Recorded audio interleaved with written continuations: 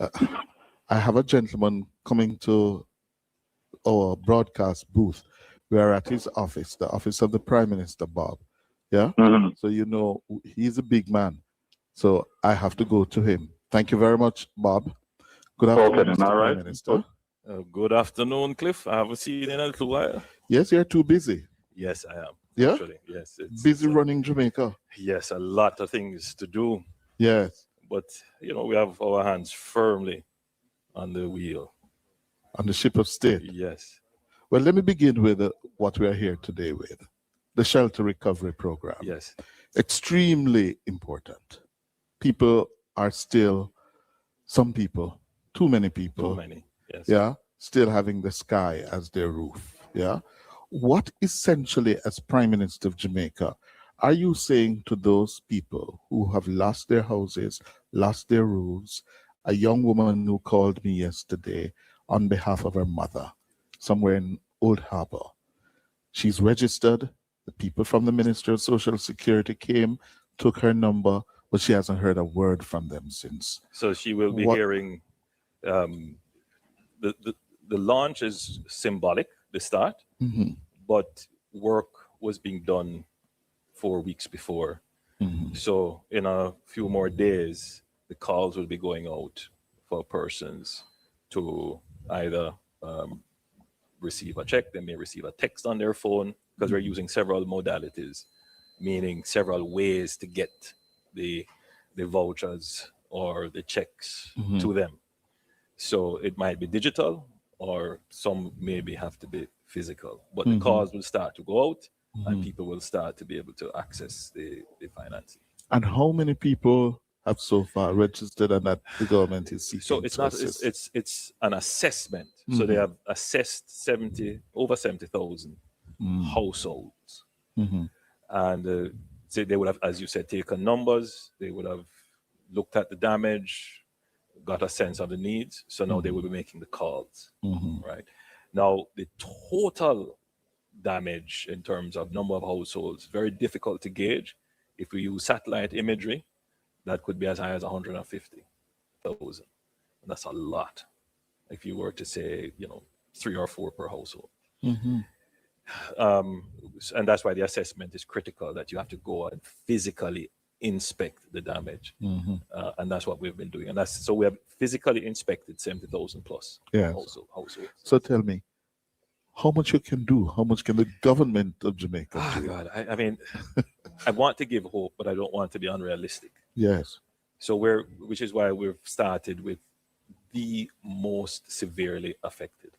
That's where the effort is going to be. So there might be some persons who are minor damage. They've lost a few sheets of zinc. They may have lost the roof over one room. The house is still structurally sound and shelter is still viable. They can put up a tarp and they will be able to survive. But, when you think of an elderly lady and she has lost her total house, a 2-bedroom, and everything is gone, we want to get to that person first. We should be able to address everyone who has total loss. We should be able to address, I would say, upwards of 80 to 90% of those who have some major loss, address in terms of getting the grant to them. And then we will deal with the minor as we are able to. Yeah. And the grant, you have a maximum amount, of course. Yes. So one of the reasons why we couldn't start earlier is that we didn't want to commit to an amount, not knowing what the overall would be. So, when we started, it was looking, a particular distribution. So we would have maybe 30% of those assessed would need full grants of $500,000. But as you progress through the assessments, you would find maybe that figure would change. All right. So you don't want to commit too early to the category. So we are at this critical point now where we can commit to the category, because as we do more assessments, the categorization isn't changing. So you have reached that level of saturation. So now 500,000 is the maximum that we can give for a severely damaged household that is assessed. Yeah. 200,000 for what we call major damage, and for minor damage, 75,000. Now, just a qualification, the restoration of the household is not just the rehabilitation of the restoration of the roof. Some people may need furniture. They suffered water intrusion. Some persons need to get their kids back to school. That's their priority, and their kids may have lost all their uniforms and their school books. So some of the grant that we're giving, we're going to make it unrestricted, meaning that you can use it for things other than roofing, hardware material, or restoration of your roof. Now, we encourage persons, even with that $75,000, which we call the rehabilitation portion, to use it for things that are going to put you in a meaningful position, right? I know that a part of the response to trauma, sometimes, people might say, you know what, I'm going to have a drink, and you end up at the bar. I'm just using an extreme example, obviously, but don't do things that are not going to help you in the recovery. Yeah. How satisfied are you so far that the government bureaucracy has been working in responding to the needs? Let me say this, Cliff. We must acknowledge and give high commendations to the first responders, to the staff members who themselves suffered damage, but were still out there. Without question, Jamaica has committed hardworking public servants and civil servants, without question. Generally, however, there is a challenge with our bureaucracy. And bureaucracy is not a bad thing. I mean, bureaucracy is one of the characteristics of civilization. It's a characteristic of a modern society. There is a bureaucracy. The challenge is, however, that bureaucracy of itself can become self-serving, meaning that the bureaucracy exists to make sure that the I's dotted and the T's crossed, not that the letters come together to spell a word. In other words, they are focused on the form and not the function. They're focused on the process and not the results. In a disaster, that can be a challenge because you really need to get to the people who are suffering, but you have to pay attention to process. Because at the end of the day, if you don't pay attention to process, you will be able to help less people. That's the reality. Right. So we have had this balancing act of trying to, as best as possible, dot all the I's and cross all the T's, whilst quickly delivering benefits. And I will never say that we couldn't do better. I think we So can where do are better. you with the national institution to really oversee the recovery? As I said You earlier, have been everything promising to give us the details. everything is being done in parallel. So I will be coming to the nation shortly, as I will do with enough significant way. You'll get all the details. Some of that has to be carefully planned. And to be truthful, I've had to give a lot of thought to it directly. It's going to be a kind of new organization, new effort, and I have to make sure that some of the nuances and the political sensitivities and all of these issues are addressed, because you don't want to start and then you run into a roadblock. I have taken on, large transformational things before, and then you end up in a political roadblock. So I'm trying to make sure that this one, which is so critical to our national development, that it has full support, and that it is on sound grounds legally. So when it starts, it's just... And by full support, it means that you're consulting with all the stakeholders, including it will be the private sector, the opposition. It has to have that level of support. Think about it. Our GDP is anywhere between 20 and $21 billion. All right? US. We potentially could spend $6.7 billion in between 3 to 5 years doing reconstruction. Yeah. And if you do it in a synergistic way, in other words, you could get more than the value you spend. So this is an opportunity for us to increase our GDP by even as much as 50%. So you're ensuring that the opposition is on board. So the opposition has to be on board. I mean, look, let's be practical. You're never going to get the opposition on board fully with anything, but at least you want to be in a position where transparency can address any form of cynicism. The question of rebuilding with more resilience embedded, for example, roofing and construction, Where are we with that? What's the guideline? What's the policy? So look, Jamaica's building laws are there already with resilience built in. The last iteration of our building act would have these things in there, you know. So it's not a problem of legislation. It is a problem of enforcement. That's what it is. So that's one. The authority is there, but can they enforce? Do they have the staff? Do they have the means? Do they have the surveillance to enforce? So that's one. And the second issue is the public education. Is the public aware?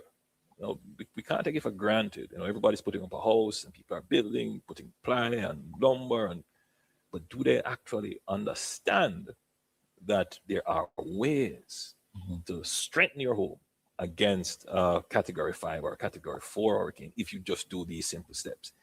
So the mainstreaming of proper construction knowledge is something that we're going to have to do. In other words, we want to make it a culture. Now, sometimes, you know, events create culture. Without question, Hurricane Gilbert created this culture of a slab roof. Right? I grew up in Hurricane Gilbert. You obviously were a big man at that time. I was just a teenager. I looked through my window, peered through my window during Hurricane Gilbert, and saw a roof did like this. Took off. So, and from then, you know, my preference has always been, you know, slab, concrete. But even that, you have to build with a certain engineering, right? As well. So because the earthquakes are because of earthquakes. So the knowledge of construction needs to be more widespread. But then there's another issue now which we have to pay attention to, which we didn't have to consider during the time of Hurricane Gilbert, and that was climate-related events. I'm not going to get into the argument about whether or not climate change is anthropogenic, but what is clear is that we are experiencing more frequent and more intense and more overlapping climate events. That is without question. Yes. And the only way to treat with that, aside from the adaptation and other strategies, is resilience.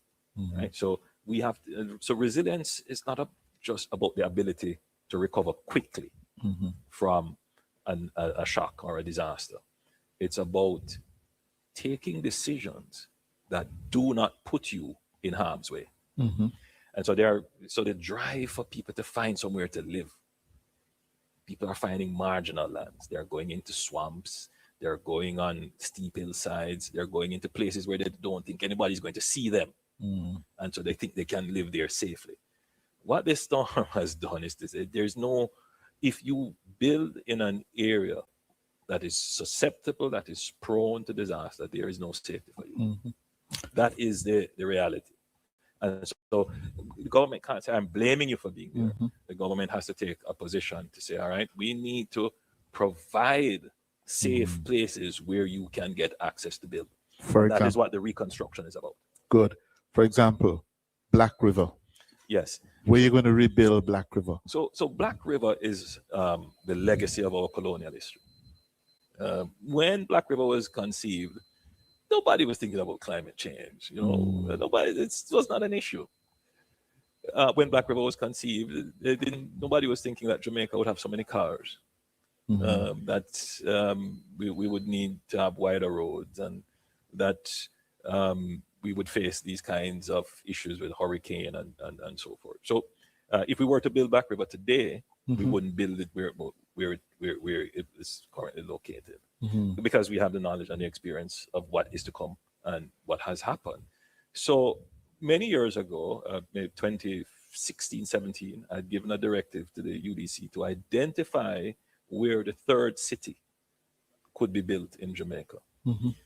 Because we do have a kind of spatial development plan for Jamaica and an urbanization plan.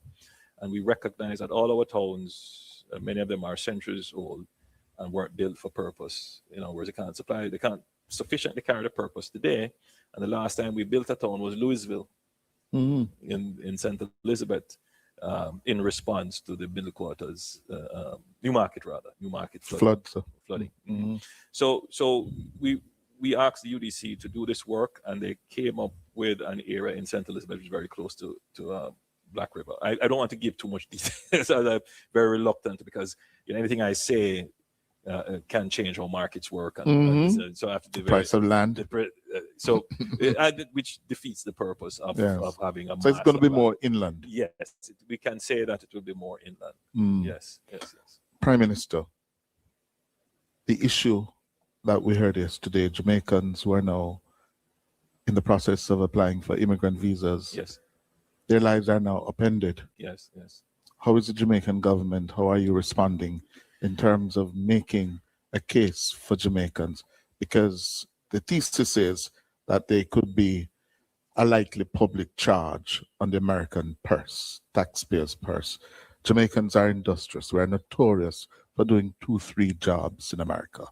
We don't fall in that category. How are you responding? How are you going to respond? Well, first, there are some things, and I'm happy you've given me the time and with a certain amount of leisure to respond, because these subjects require thoughtful responses. Sure.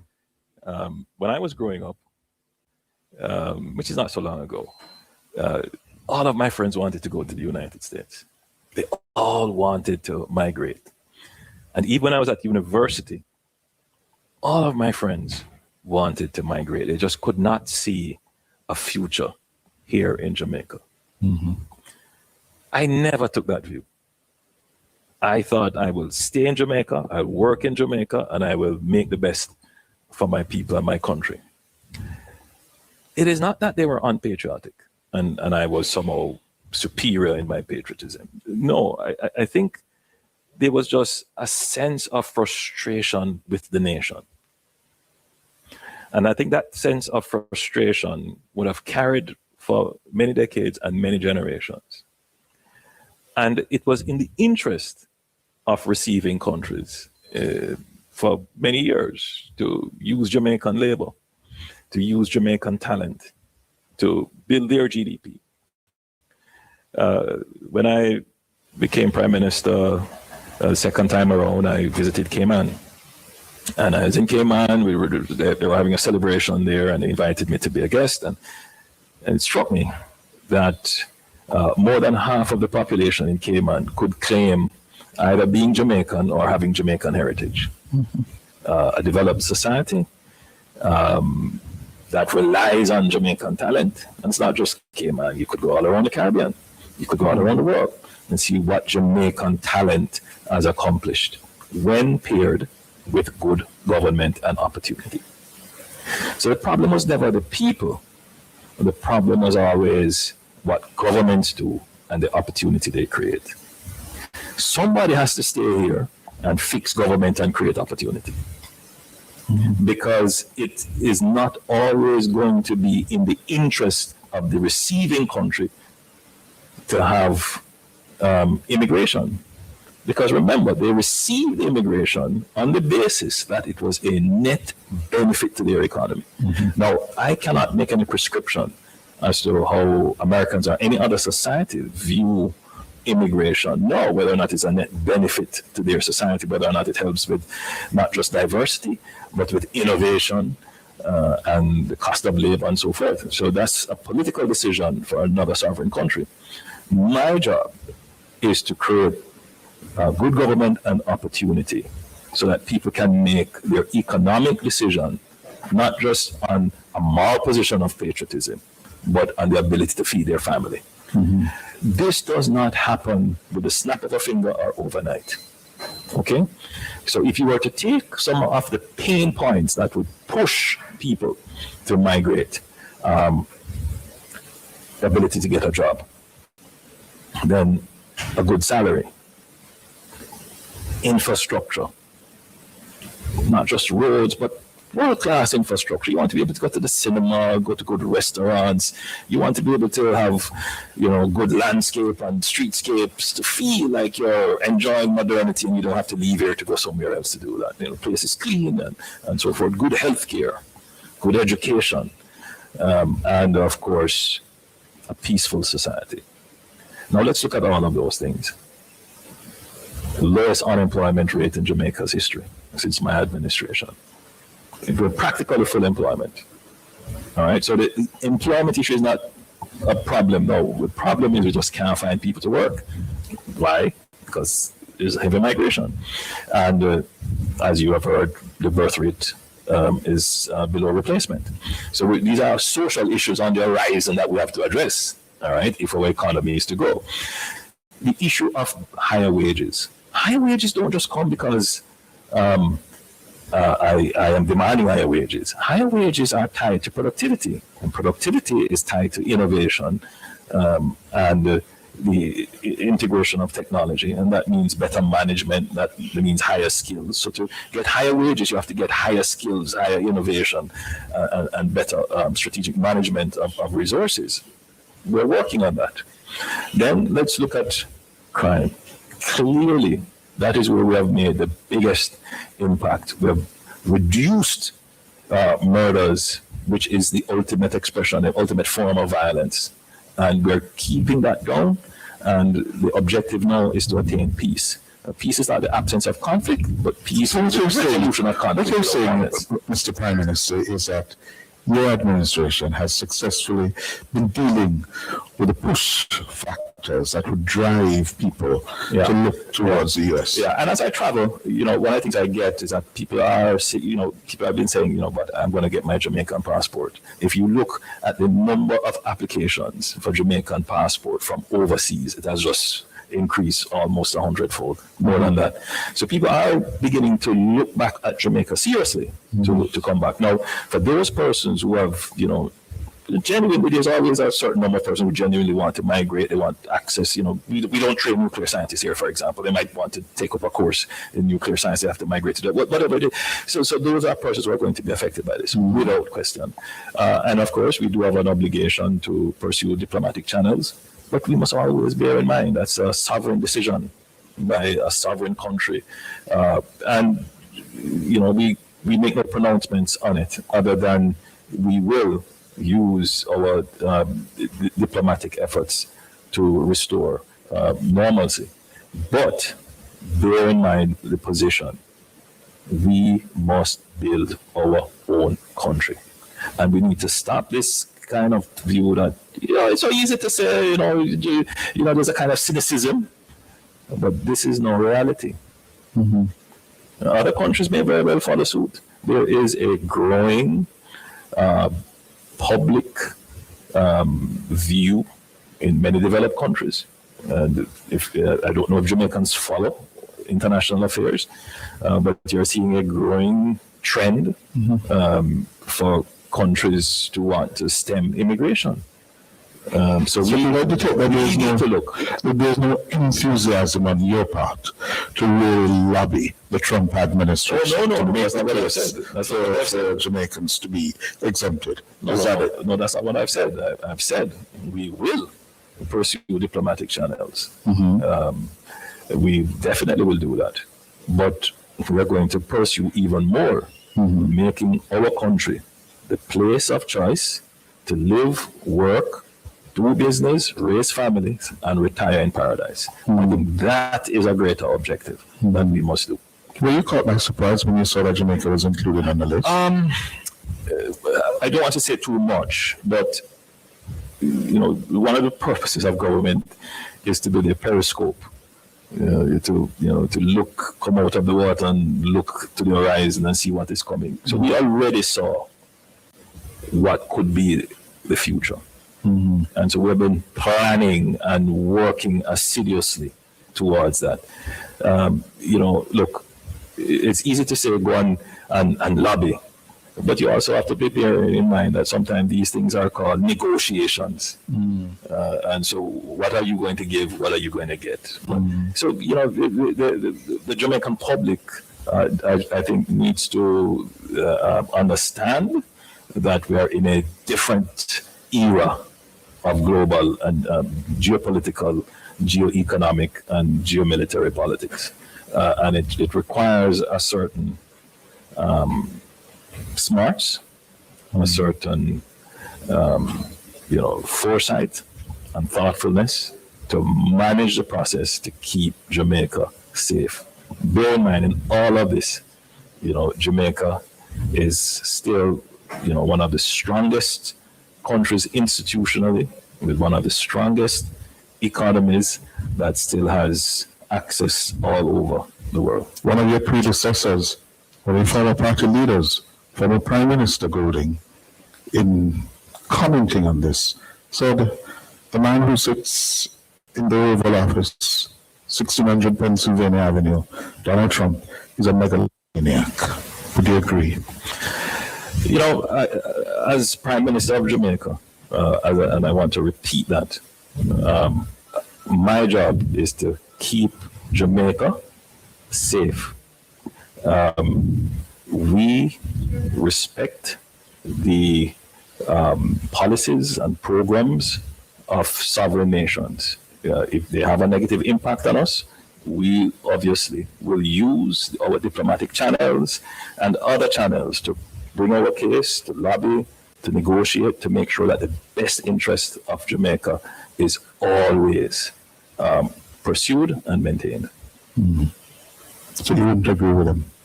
No, I have no views on what was said by anyone else on this matter.